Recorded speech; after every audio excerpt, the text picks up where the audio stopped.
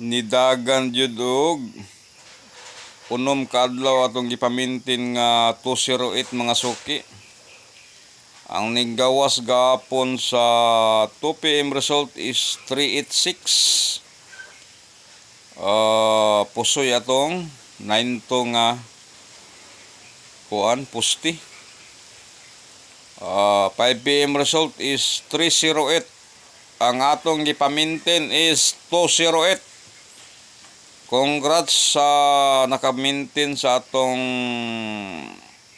208. Last two lay giigo, no? Slide ang atong gipamintin nga 208. Ang ninggawa sa 5 PM is 308.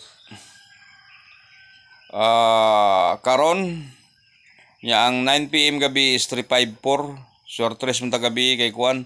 Karon ang atong guide ron is 36.